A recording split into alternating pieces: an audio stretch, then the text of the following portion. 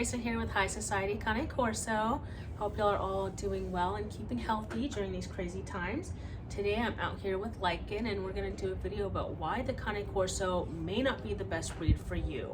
So I'm going to go over 5 top reasons why this breed may not be the best for you. As lovely and majestic an animal the Cane Corso is, it's not the best breed for everybody. They do require a lot of time. So the number one reason the dog may not be the best for you is time. So Cane Corsos not only demand a lot of attention, but they also demand a lot of training, stability, consistency, quite frankly, and that means you making sacrifices in your daily routine. So whether that means you have to get up an hour before you normally do to make sure you're exercising them, or an hour in the evening, like, do you have the time to keep up with your dog's training and the consistency that they need? Now I know, like, we're seeing right now a huge boom in the Corso community of people wanting these dogs, loving them, but what they're not understanding is this breed is a breed you have to be extremely responsible with. Given the right socialization and consistency, this dog, honestly, as lovable and as cute as he may be, will become one of your worst nightmares if the training is not upkept. Leave it. Leave that. Lycan. Leave it. No. You're not eating yet. Place. Come on. Place. Good play. Place. Place. Good boy. Good place. Good place. So right now we're seeing a huge influx of people getting Corsos, and that's because of COVID. Honestly, like, everybody's home. What a great time to get a puppy. But if you're not able to upkeep these guys' training, when you know you're going to go back to work in however many months, next year, whatever the case may be, you don't want to have a nightmare situation on your hands. So the second reason why this breed may not be the best for you is they do have a really strong temperament. If you are an inexperienced dog owner, you've never had large breed dogs or dogs in general, this is not the breed for you to start off with.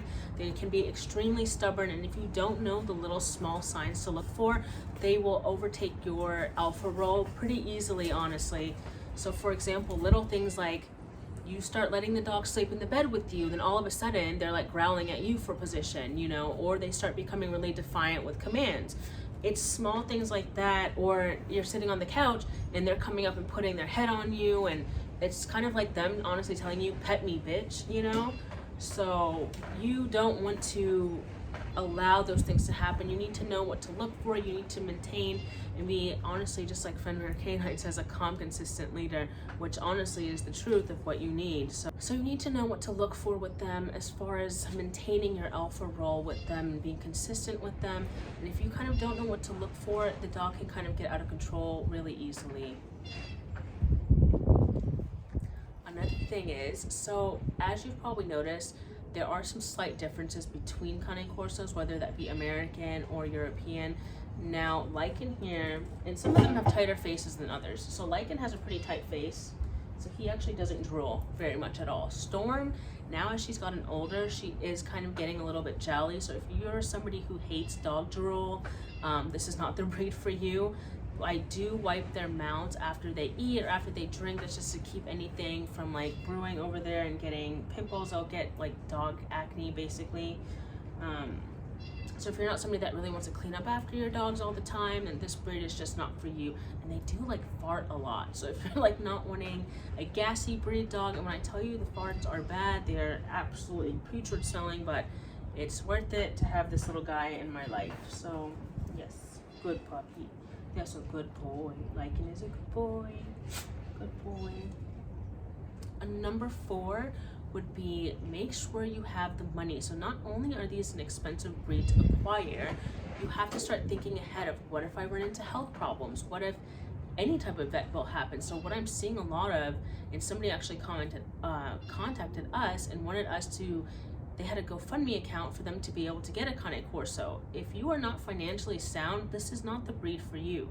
Not only is their food more expensive because they just eat a lot more, any type of health problem that they may have and may encounter, the hip issues are a big thing in this breed.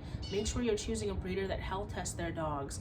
You want to try to minimize any type of issue you may have longer down the road. So that means health testing, that means health guarantees. You want to choose a breeder that's responsible in doing things the right way. And quite frankly, that costs you. When reputable breeders, most of the time their prices start off at $2,000. I would say anything $1,000 and less, like run run away in the opposite direction. It's just not worth it. If the dog is not well bred, there's a lot of issues that can come up, a lot of issues.